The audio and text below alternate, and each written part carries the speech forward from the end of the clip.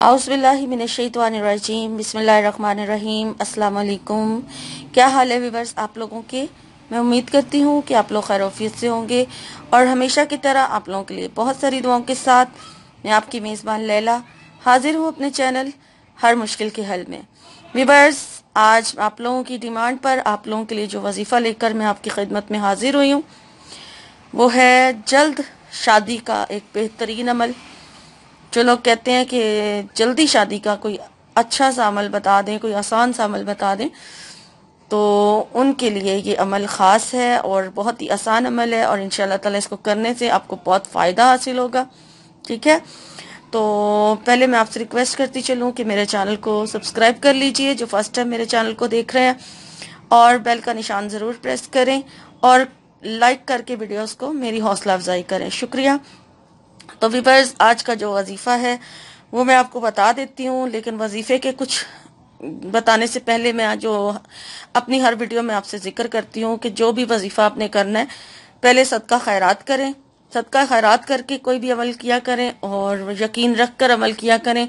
5 वक्त की नमाज की पाबंदी किया करें। कुरान पाक की तलावत को अपनी ज़िंदगी का हिस्सा बनाएं। रोज़ाना 1 पेज ही सही लेकिन पढ़ा ज़रूर करें। कुरान पाक की तलावत किया करें और दुरूद शरीफ की कसरत करें और इस्तग़फ़ार का कोई भी कलमा जो आपको इजी लगता है कम से कम 1000 बार रोज़ाना ज़रूर पढ़ा करें।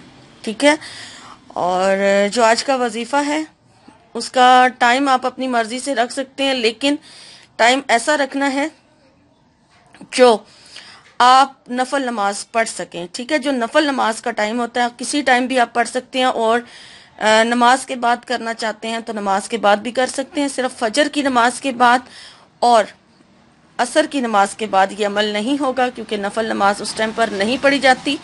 फजर के बाद जब तक सूरज ना निकल आए आप नफल नमाज नहीं पढ़ सकते। ठीक है, उसके बाद आप पढ़ सकते हैं। तो टाइम आप देख लें जो भी सूटेबल है आपको, उस टाइम पर आप ये अमल कर सकते हैं। और आपने पढ़ना क्या है वो आप नोट कर लीजिए। पहले तो अगर आप किसी नमाज के साथ ये अमल कर रहे हैं तो नमाज अपनी अदा कर लीजिए। नमाज अदा करने के बाद आपने तौबा की नियत से, यानी कि सलातुन तौबा, तौबा की नियत से, नियत उसी तरह नियत की जाएगी कि 2 रकात नफल नमाज तौबा, इस तरह से आप पढ़ सकते हैं।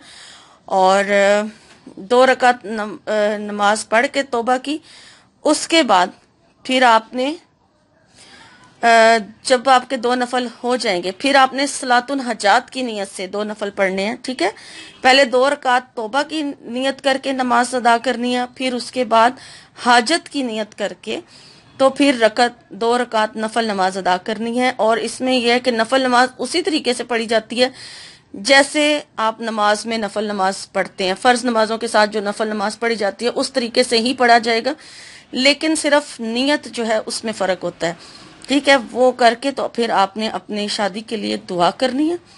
इंशाल्लाह ताला आपका इस अमल की बरकत से बहुत जल्द जो है रिश्ता तय हो जाएगा, वसीला बन जाएगा और अच्छी जगह पर आपका जो है रिश्ता तय हो जाएगा।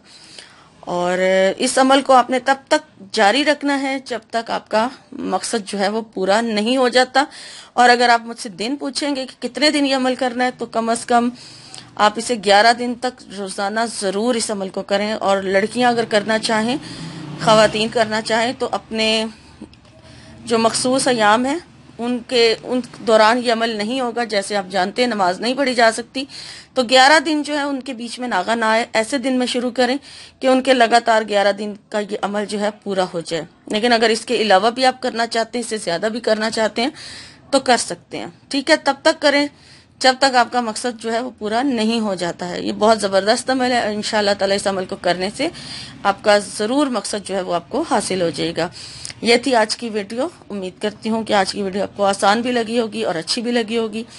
और इंशाल्लाह ताला एक नई वीडियो में एक नए वजीफे के साथ आपकी खिदमत में हाजिर होंगी। तब तक के लिए आप अपना और अपनों का बहुत सारा ख्याल रखिएगा। फीमानिल्लाह।